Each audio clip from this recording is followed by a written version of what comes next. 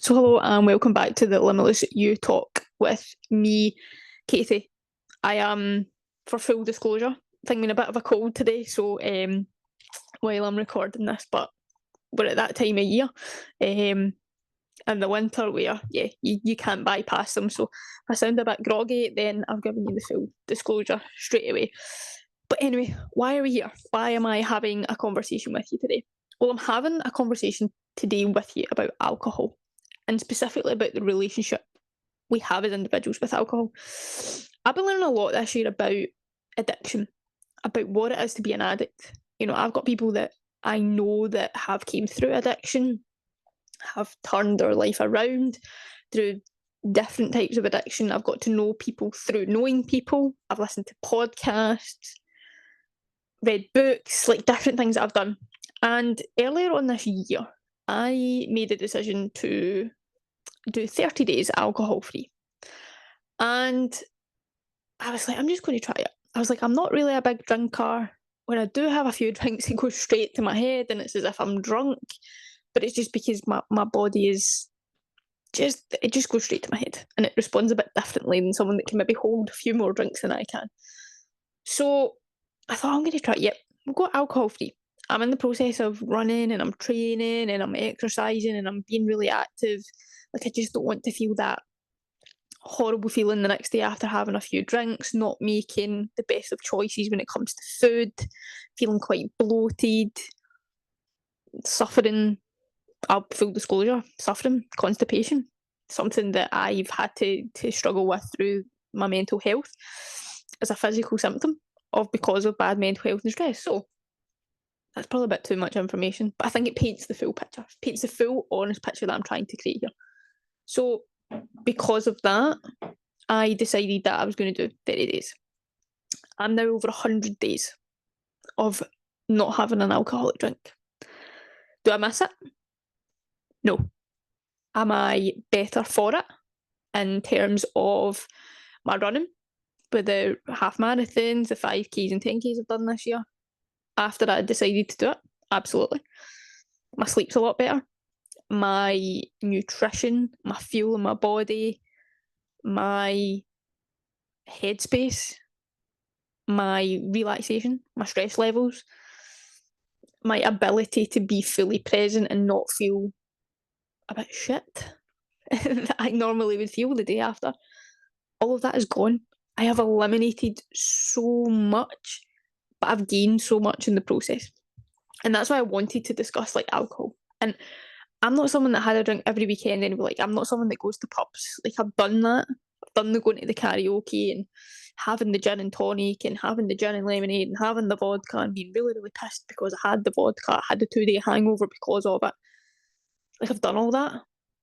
But the more that I've really gained this self-awareness and my own self-development journey, the more that I've really leaned into who I decide to be around, who I want to learn from, who's going to help me when it comes to my self-care. How am I going to progress in all of the things that I want to develop in is ultimately has to come from me to make the decisions. Now, I am not sitting here saying that anyone is an alcoholic who likes to have a drink every Saturday. This is not what I'm sitting here saying. I'm giving you perspective of why making decisions for yourself, no matter if it's alcohol or something else, can really benefit you and maybe what you're trying to achieve in life, being that better version of yourself, or just want to make a change that just helps you become more you. And that's really what it comes down to. And so I remember someone asking me a few weeks ago, like, do you miss it? I don't miss it. I wouldn't change where I am right now. It's like I've been on holiday a couple of times or I've been away, and before, yes, you would have had a beer, like socialising, you would have had a glass of Prosecco or a gin. But I haven't. I had an alcohol-free beer. And see, the one thing that I took away from these situations that I've been in was how normal it is. No one thinks you're different if you say, can I have an alcoholic free beer, please? No one thinks you're different. Like, oh, are you got an event coming up, Katie? Or I was like, oh yeah, I've got a run coming up, but I just don't drink anymore. It's just not for me. And it's so normal. And I love that. I think we've been missing so much of this. Like, the stigma is if you don't drink, oh, has that person got a problem? No, They're just looking after themselves. That doesn't mean to say that you're an alcoholic because you do have a bottle of wine every weekend. That's not what it is. It's just, I love the fact now that we've came into this society and the more that we develop through this world, that is so normal. And I think, and the point of it all, when I said this to one of my coaches, I was like, you know, it's okay to not do something. It's okay to feel normal not doing that something. And it's okay to actually have that belief in yourself to stand up and say, I don't do this because I do X, I do Y, I do Z, and I'm a much better person for it. I'm much better in my daily silly little habits that we have to go through every day. And that especially like my body is a temple.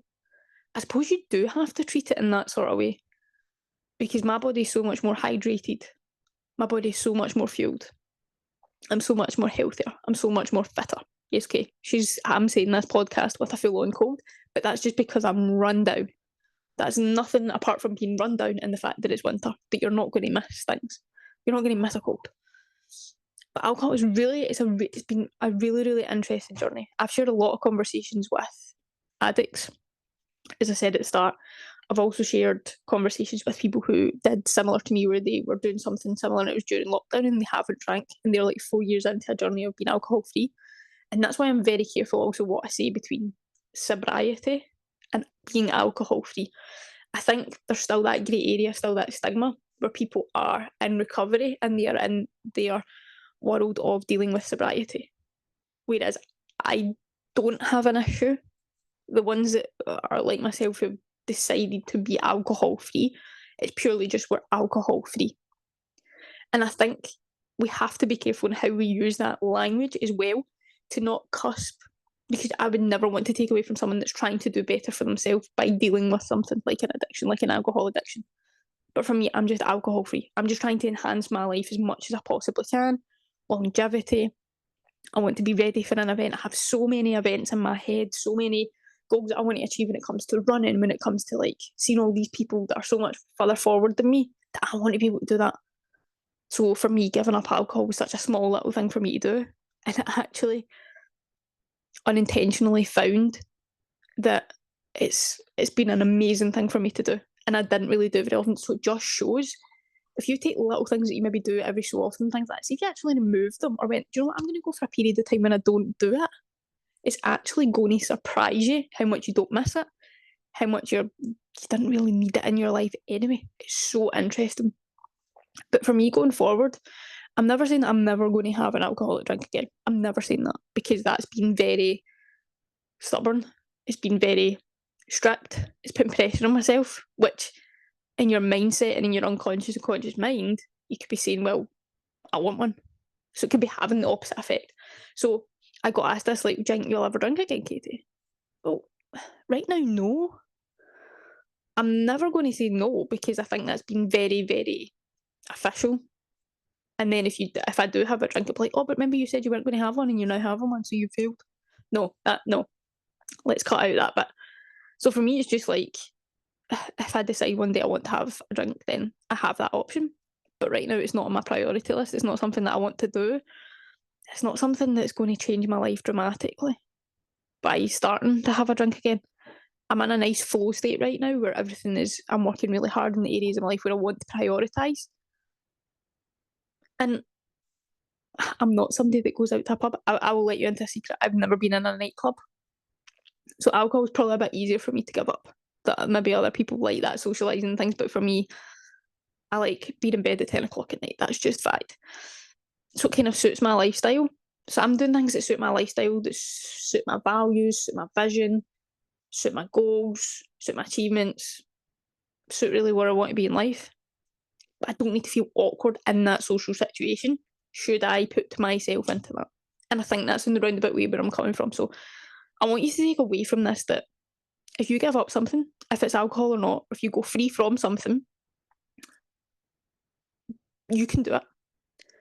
Set a small little goal of, say, 10, 20, 30 days. Review it every 10 days. Review it every day 20, day 30.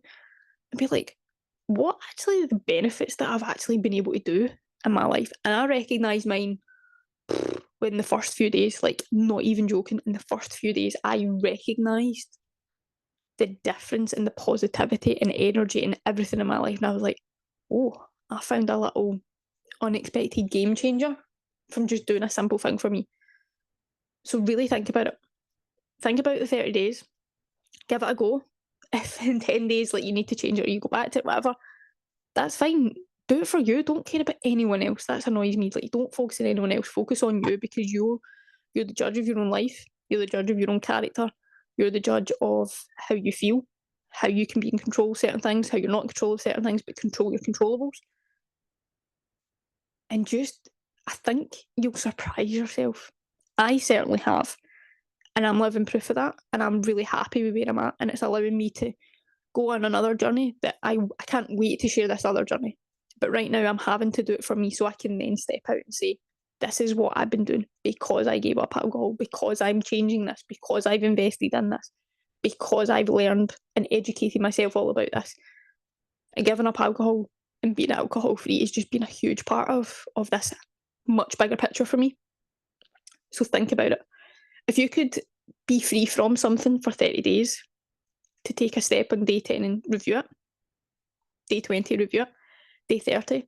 By day 31, do you really want to go back to it? Do you want to add it back into your life, into your daily routine, into your daily habits? Or actually, can you get to day 40, 50, 60 and get to day 100 plus? And actually, by being free from it, is actually having a positive impact on your life, what your goals are, what your vision are, anything. So go away and have a think about that. Doesn't need to be alcohol. That's just me giving you from my background of where I'm at. But whatever it could be for you, whatever it potentially starting from today, starting from tomorrow, starting from next week, whatever it is, can really make a huge, huge benefit for your life. Love that. That's so powerful. So I'm going to leave you with that thought. Really think about it, because you're capable of doing one day. Start by one day going free from whatever it is. And you'll be surprised at the difference it makes. You really, really will. So I just want you to thank you so much for listening to me rambling on again. And before I finish, I just would love to ask you to jump on Spotify, follow me, subscribe to the episodes, because we've got some really, really amazing gems in there. And also we are available on YouTube at Limitless You Talk Katie, and I would love for you to subscribe, because not just talking about free from alcohol, there's so many hidden gems and hidden little nuggets already available on both platforms, but I cannot wait to share much more of what's to come. But thank you very much for listening to me, for watching me, and I will see you in the next one.